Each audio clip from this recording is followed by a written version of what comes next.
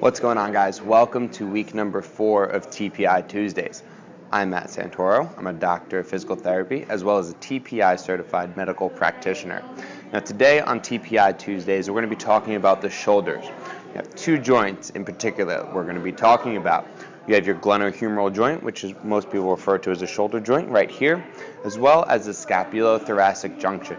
Just a big word. All it means is that we're going to be talking about the shoulder blade and how it connects to the rest of the body or the thorax. So let's get started with some anatomy as we always do. First, we're going to talk about three bones. We have the scapula, which is your shoulder blade. We have the clavicle right up here, which is your collarbone. And lastly, we have the humerus, which is your upper arm bone. Now, just like last week, there's a lot of different muscles that we can talk about, but we'll break them down into some groups, make it a little bit easier to get through. First, we have the rotator cuff muscles. Now, I'm sure a lot of people have heard their friends talk about a rotator cuff tear or a rotator cuff injury. What the rotator cuff does is helps to rotate externally, bring the arm out this way, or internally, bring it in towards the chest. Additionally, one of the rotator cuff muscles helps to elevate into abduction or lifting away from midline. Some other muscles that we could talk about would be the deltoid muscle, which helps to lift the arm forward into flexion, out to the side in abduction, or behind you into extension. We have things like the biceps and the triceps, which work at the elbow but also have some influence at the shoulder. We have things like the pec muscles, which help to adduct or bring the arm closer to midline. Things like the levator scapula or the upper trapezius muscles, which elevate the shoulder blades, or the middle trapezius, which helps to retract the shoulder blades, pull them back. Now, in the golf swing, the shoulders are very important because they're what actually connects the club to the rest of the body. So without the shoulders, we wouldn't be able to move our hands into a lot of the positions that we can, and wouldn't be able to effectively deliver the club head to the ball in the downswing and then finish through all the way to the end of that downswing. Additionally, the scapulothoracic junction helps to create some stability, which really improves our movement at the glenohumeral joint. Without those scapular stabilizers, we wouldn't have the ability to move the arm as well as we do. Now, in life, the shoulders play a very similar role that they do in the golf swing. The scapula helps to stabilize the glenohumeral joint for motion. It also helps to keep everything moving. Now, if we were to elevate our arm into abduction like this, just from the glenohumeral joint, we'd only get about 120 degrees of motion. But because the scapula is able to move and elevate, we are able to get to about 180 degrees, which lets us lift overhead.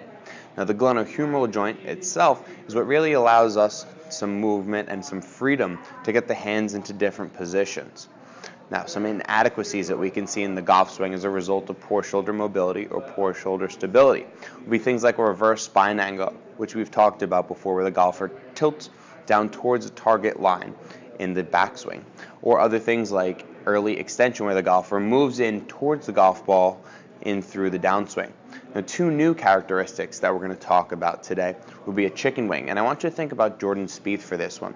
When Jordan has a wedge in his hand, you'll see him go from the backswing, and in the downswing, brings that lead elbow forward and makes what looks just like a chicken wing. You can compensate with the hands, but a chicken wing does not allow a golfer in most situations to get the ball into a good position because you can't compress the ball as effectively.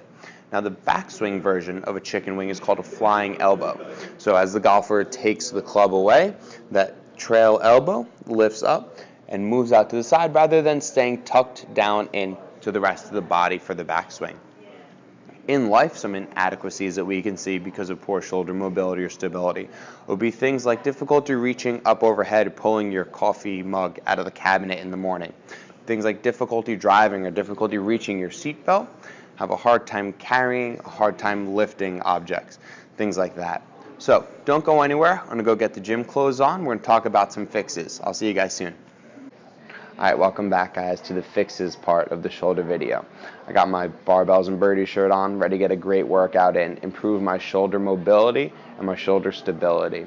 So what we're going to do is we're going to talk about two exercises today that are going to get our shoulders more stable and allow us some more freedom of motion from our glenohumeral joint.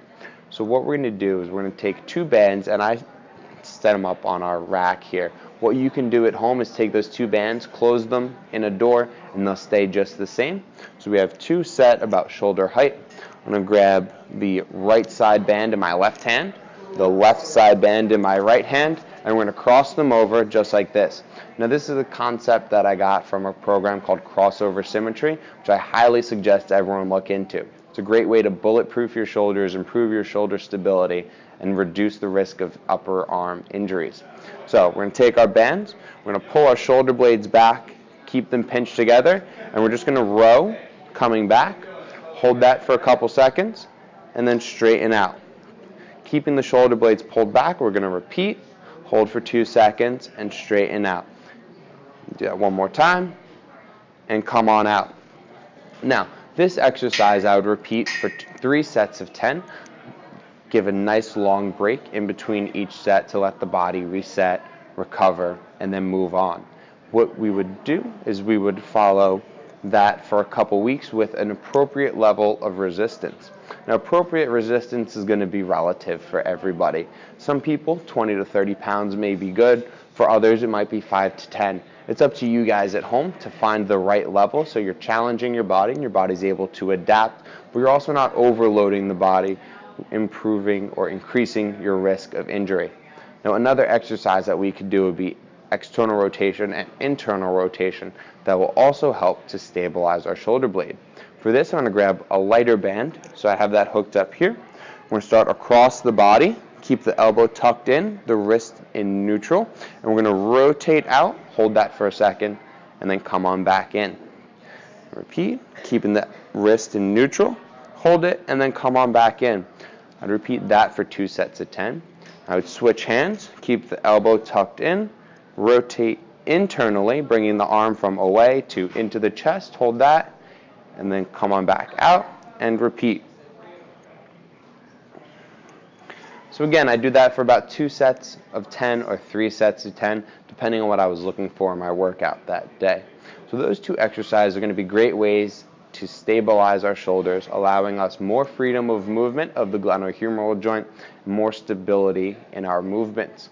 So as always, if you guys have any questions, leave a comment down below. We'll get back to you as soon as we can, or you can just give us a call. Our phone number is 732-720-2566. I'll see you guys next week on TPI Tuesday.